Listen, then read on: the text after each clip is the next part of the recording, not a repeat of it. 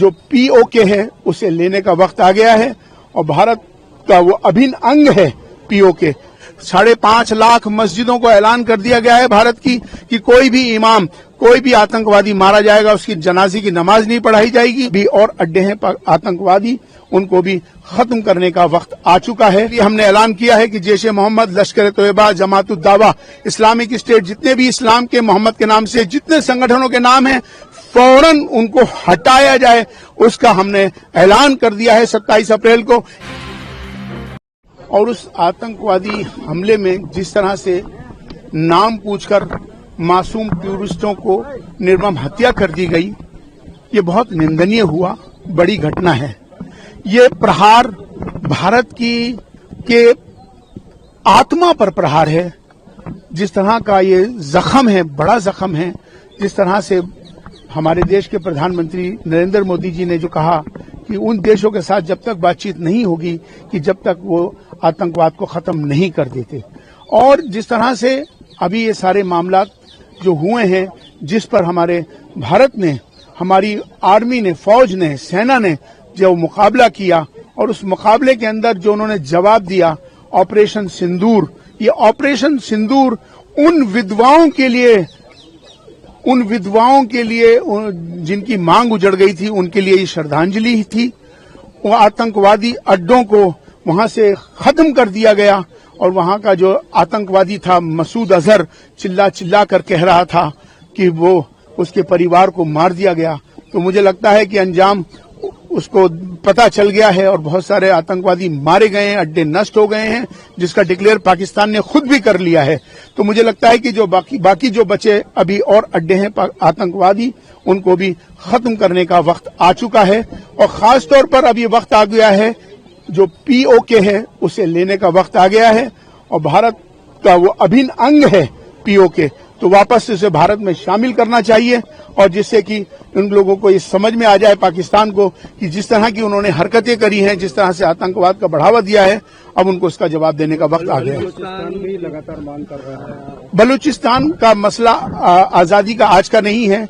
वहां पर जिस तरह के बलूचिस्तान के जो लोगों को, उनके जो ट्राइब्स हैं, कबीले हैं, उन पर जो पाकिस्तान जुल्म कर रहा है, उन पर जातियां कर रहा है, उनकी औरतों पर जिस तरह का अत्याचार करा जा रहा है, उनके नौजवानों को मारा जा रहा है, तो कहीं ना कहीं अब वक्त आ गया है कि बलूचिस्तान की आजादी होनी चाहिए, और आजादी सबका हक है।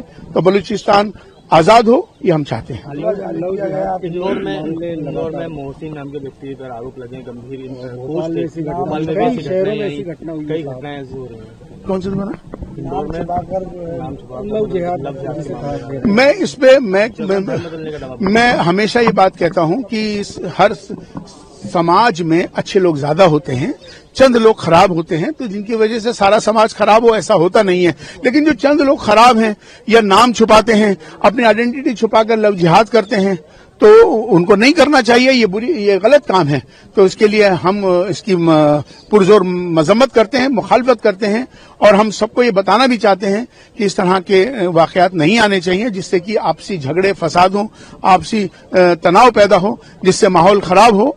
तो ये इससे हमें बचना चाहिए। दूसरी बात यह है कि जो सबसे इम्पोर्टेंट बात है कि 22 अप्रैल के बाद, 22 अप्रैल को जिस तरह से पहलगाम में आतंकवादी हमला हुआ, उसके बाद से 27 अप्रैल को भारत का, विश्व का पहला फतवा 27 अप्रैल को नई दिल्ली इमाम हाउस से चीफ इमाम होने के नाते हमने जारी कर दिया है। ये विश्व का पहला फतवा है जिसके अंदर ये साफ तौर पर ये बता दिया गया है कि कोई भी आतंकवादी का जब मजहब नहीं होता तो उसकी जनाजे की नमाज भी नहीं पढ़ाई जाएगी। 5.5 लाख मस्जिदों को ऐलान कर दिया गया है भारत की कि कोई भी इमाम, कोई भी आतंकवादी मारा जाएगा उसकी जनाजे की नमाज नहीं पढ़ाई जाएगी, और दूसरा उसको कब्र में दफनाने की जगह नहीं दी जाएगी। लश्कर तैयबा और जैश ए मोहम्मद ये नाम इस्लाम और मोहम्मद के नाम से रखे नाम हैं, तो लिहाजा ये आतंकवादी संगठन है। आतंकवादी होता है, आतंकवादी अपना आतंकवाद वाला नाम रखे संगठनों का, लेकिन इस्लाम का नाम, चूंकि इस्लाम बचाने का नाम है, मारने का नाम नहीं है। इस्लाम मोहब्बत का पैगाम देता है, सलामती का पैगाम देता है, संदेश देता है। तो इसलिए हमने ऐलान किया है कि जैश ए मोहम्मद, लश्कर तोयबा, जमात उद दावा, इस्लामिक स्टेट, जितने भी इस्लाम के मोहम्मद के नाम से जितने संगठनों के नाम हैं, फौरन उनको हटाया जाए, उसका हमने ऐलान कर दिया है 27 अप्रैल को। ये फतवा विश्व का पहला फतवा है। भारत वो पहला देश है जो आतंकवाद के लिए लड़ रहा है। ये भारत वही एक पहला देश है जहां से ये आतंकवादियों के विरोध में पहला फतवा जारी हुआ है, जबकि पूरे विश्व में 57 देश हैं मुसलमानों के, लेकिन आज तक किसी ने उन संगठनों के खिलाफ ना तो फतवा जारी किया ना उसका ऐलान किया। तो भारत ही एक ऐसा देश है, चीफ इमाम होने के नाते हमने फतवा जारी कर दिया है। तो किसी तरह से भी लश्कर तोयबा, जैश मोहम्मद को नाम हटाने पड़ेंगे, ये हमारा फतवा जारी हो चुका है। मेरा एक सवाल है, आपने कहा 57 देश हैं इस्लाम के, तो बलूचिस्तान के लोगों का ये कहना है कि फिलिस्तीन के लिए तो सब बोल रहे हैं, लेकिन बलूचिस्तान के लिए कोई आवाज ही नहीं उठा रहा है, ना उनको किसी का समर्थन मिल रहा है, इतने अत्याचार हो रहे हैं उसके बाद। देखिए, मैं आपको एक बात बता देना चाहता हूं कि बलूचिस्तान में जो अत्याचार हो रहा है वो बहुत ज्यादा आज से नहीं हो रहा। वो काफी अरसे से पाकिस्तान बलूची कबीले, जो कबाइले हैं, उनके ऊपर हमले हो रहे हैं, उनकी औरतों पर जुल्म ज्यादतियां हो रही हैं, उन पर बहुत अन्याय किया जा रहा है। तो अब मुझे लगता है कि अब वक्त आ गया है आजादी का। बलूचिस्तान अपनी आजादी की आवाज काफी पहले से उठा रहा है, तो बलूचिस्तान आजाद हो। और दूसरा, चाइना के अंदर जो मुसलमानों पर जो जुल्म हो रहा है उसकी कोई बात क्यों नहीं करते हैं वो 57 देश। सबको करना चाहिए। जो चाइना के अंदर जो मुसलमान हैं उन पर चाइना किस तरह से जुल्म करता है, तो हमें सबको ये चाहिए कि जुल्म कहीं भी हो, किसी के साथ भी हो, जुल्म जुल्म है, जुल्म नहीं होना चाहिए। बांग्लादेश में यूनिस सरकार को बांग्लादेश की सेना ने अल्टीमेटम दे दिया, चुनाव कराई, क्योंकि हमने देखा बांग्लादेश में बर्बरता हुई, हिंदुओं के साथ में तमाम चीजें हुई, और यूनिस सरकार जो है चीन के साथ मिलकर भारत खिलाफी कदम उठाती है लगातार। बिल्कुल, यही तो दुख की बात है। आज बांग्लादेश, जब बांग्लादेश बना था तो सहयोग किसने किया था? भारत ने सहयोग किया था। और आज तक उसके इंफ्रास्ट्रक्चर को डेवलप करने में, उसके विकास को करने में सबसे बड़ा योगदान और सहयोग भारत का रहा है।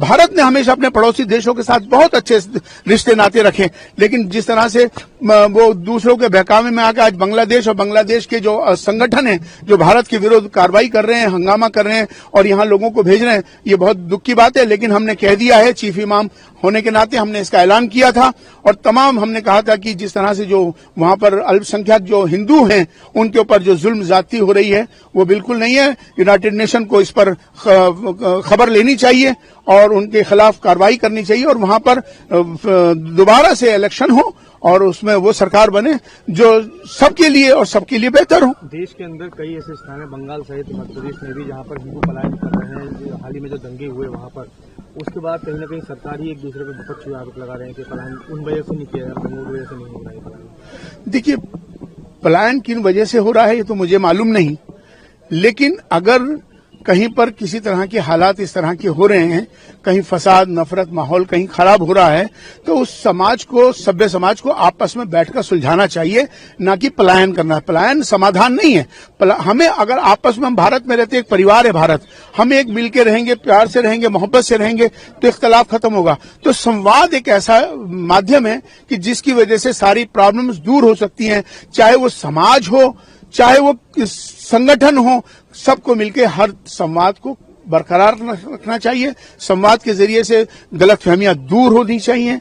आपस में मंदिरों से, मस्जिदों से, मठों से, गुरुद्वारों से, उनके धर्मगुरुओं को चाहिए कि वो जो इस तरह की जो नफरत की बातें हो रही हैं, माहौल बन रहा है, उसको दुरुस्त करने में धर्म के लोग आगे आए। जनसंख्या नियंत्रण को लेकर क्या कहेंगे आप, क्योंकि जिस विश्व की सबसे बड़ी आबादी जो है वो भारत की हो चुकी है? मैं समझता हूं कि ये विषय राष्ट्रीय विषय है और नेशनल इंटरेस्ट पर हमको ये ध्यान रखना चाहिए कि राष्ट्र प्रथम होता है। जहां राष्ट्र हित में, राष्ट्र के विकास में, राष्ट्र के सवाल पर कोई बात आए तो हम सबको एक होकर होना चाहिए, ना कि उस पर राजनीति करनी चाहिए। ये राष्ट्रीय विषय है, राष्ट्र प्रथम है, इसका ख्याल हमें सबको रखना चाहिए। जब जब कार्रवाई करती है विपक्ष खड़ा हो जाता है। हाल ही में राहुल गांधी ने, मल्लिकार्जुन खड़गे जी ने फिर से सवाल खड़े करना चालू कर दिया। बिल्कुल गलत है। मैं कहता हूं कि विपक्ष को ये करना ही नहीं चाहिए। विपक्ष ने जो इस तरह से करके जो पाकिस्तान को इससे हिम्मत मिलेगी और इनकी जो वीडियोज हैं वहां जाएंगी, उससे उसको अपनी बात को, जो कह रहा है उसकी बात उनको पक्की हो जाएगी। तो ये आतंकवाद का जंग है और इस जंग में हम सबको एक होना चाहिए, इस पर राजनीति नहीं होनी चाहिए। ये जंग आतंकवाद के विरोध में है।